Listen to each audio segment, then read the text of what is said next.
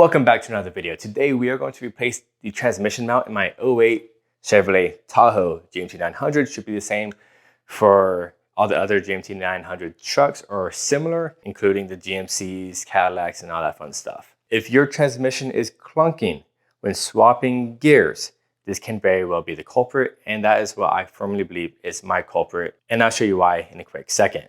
Okay, so step one, of course, you could jack up the car and get more room down here. However, I think I have enough room down here. You will need a floor jack. Make sure your e-brake is on, and we will need a 15mm socket with extensions. So grab a crowbar. So here's the transmission. This is the mount we're replacing, so underneath this cross member. You see all that movement is happening.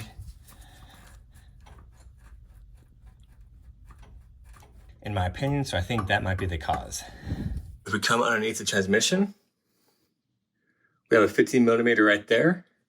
Then we also have a bolt there and on that side. But step one is to remove that bolt. So grab your socket, grab your extensions.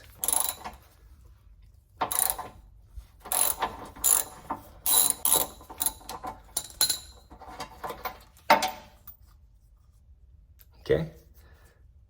Move that sucker. Now get your jack.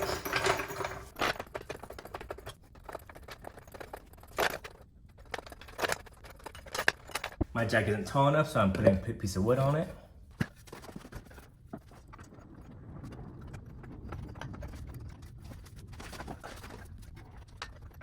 So your goal is to lift the transmission far enough where the bolt is out of this cross member. I have to admit, using a piece of wood, this is a tad sketchy, but that's okay.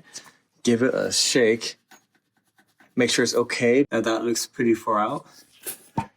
Now we just need to move that bolt on that side and the bolt on the other side. You will need a short socket 15 compared to the long socket we just used. You don't need this special wrench. A normal short socket would be just fine. Be careful with this block. Definitely a bit difficult. Remember what Ugadugas you are using, because you should torque it down to spec, but getting a torque wrench in here is pretty difficult. It will make a weird noise, and your dog may be curious to check out what's going on.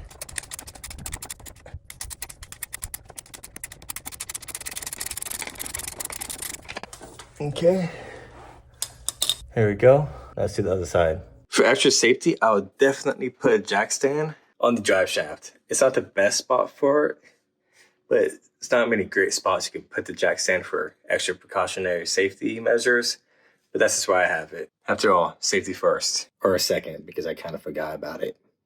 All right, we about have the left one off. We can hand loosen it. I will say, be careful loosening it, because you're going to be very close to, you know, what's holding the transmission up. That's why I say put the jack stand up just for safety, but just be very cautious on this. Okay, now that should just wedge out. Just like that. As you can tell, it is ripping almost all the way down the middle, actually. The new and the old. Trying to wedge it into the hole. There you go. You can start these bolts on both sides. Start that bolt, then start the other bolt. This one's all tightened down, looking good. Now we gotta do this side. This new mount is a little bit thicker, so I needed to change to a different socket head, so it would be extended a little bit past the mount. However, that makes it a little bit harder to get this in there. Because of that, I need to use a wrench for a good portion of it. Just thought I'd let you know. Make sure the bolt is in line into that hole. Now we can lower the jack. Move your jack stand.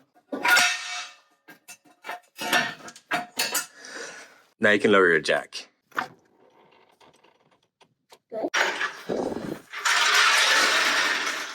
Now we just need to tighten that bolt.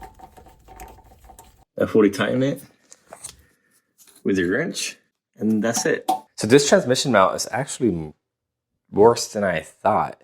So we have tracking going all the way around here in the middle, and all around the edge. And it's dry rotting on the other side. I have a new transmission mount from TRQ, link down below for your convenience. Pretty high quality stuff. And that's all for today. This is Chris. Always appreciate and respect another. See you next time.